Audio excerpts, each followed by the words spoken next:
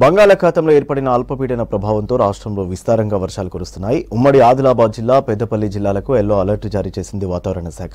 విస్తారంగా కురుస్తున్న వర్షాలతో ఎల్లంపల్లి ప్రాజెక్టు జలకల సంతరించుకుంది. కాళేశ్వరం ప్రాజెక్టు రిపేర్ల కారణంగా మేడిగడ్డ, అన్నారం, సుందిళ్ల బ్యారేజీల గేట్లు మొత్తం ఎత్తి దిగువకు నీటిని వదులుతున్నారు అధికారులు.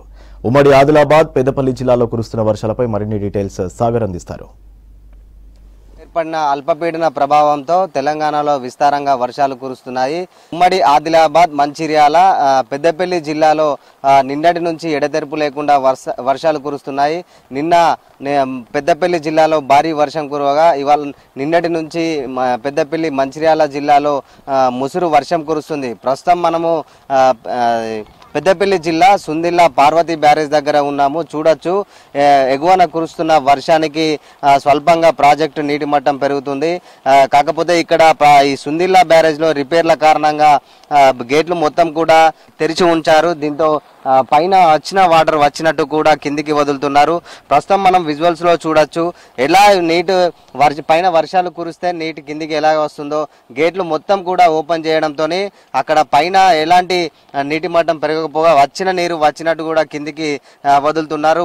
ప్రస్తుతం మనం చూడొచ్చు అక్కడ పనులు కూడా ఇంకా కొనసాగుతూనే ఉన్నాయి. ఆ పైన గతంలో వర్షాకాలం నేపథ్యంలో దెబ్బతిన్న బ్లాకులు కూడా స్పష్టంగా కనబడుతున్నాయి. అక్కడ జేసీబీలు దాదాపు 20 సంఖ్యలో లారీలు కూడా పనులు చేపడుతున్నారు. మొత్తం ఇటు వచ్చిన వరద కూడా కొంత ఇబ్బందులకు, పనులకు ఇబ్బందులు కూడా కలిగినట్లు తెలుస్తుంది.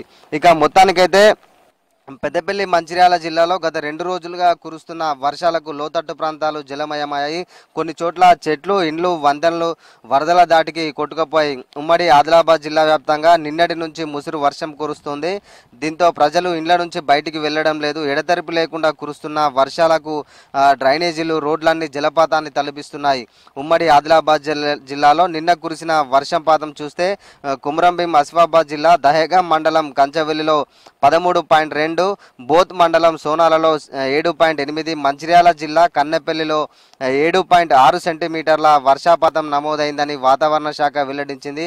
ఇప్పటికే బంగాళాఖాతం ఏర్పడిన అల్పపీడనంతో మరో 2 రోజుల్లో అల్పపీడన ప్రభావంతో బుధ, గురు, శుక్ర, శని 4 రోజులు అతి భారీ వర్షాలు కురిసే ఛాన్స్ ఉన్నట్లు తెలిపింది. ఈ రోజు ఆసిఫాబాద్, పెద్దపల్లి, మంచిర్యాల జిల్లాలో ఎల్లో అలర్ట్ జారీ చేసింది. ప్రస్తుతం ఏర్పడిన అల్పపీడన ద్రోణితో రాష్ట్రంలో ఋతుపవనాలు చురుకుగా కదులుతున్నాయని తెలిపింది.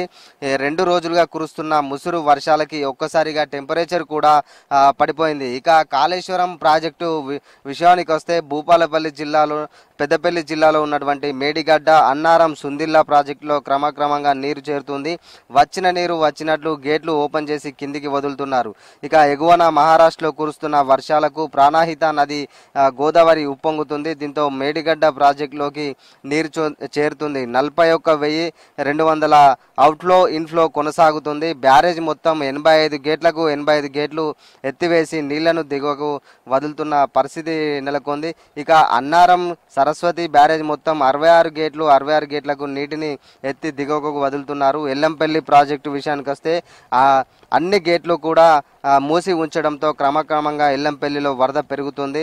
ఎల్లంపల్లి ప్రాజెక్టులో ప్రస్తుతం 140.19 అడుగుల నీటి మట్టం ఉండగా మొత్తము 5.20 టీఎంసీల నీరు స్టోరేజ్ ఉంది. ఇక ఇవాళ తొలి ఏకాదశి మొహరం పండుగ సందర్భంగా ఇక్కడ సుందిళ్ల ప్రాజెక్టుకి భక్తులు ఎక్కువ సంఖ్యలో వచ్చి గోదావరి పుణ్యస్నానాలు చేస్తున్న పరిస్థితి కూడా కనబడుతుంది. కెమెరా పర్సన్ మల్లేష్తో కలిసి Sagar, V6 news, Parvati barrage నుంచి సుందిళ్ల.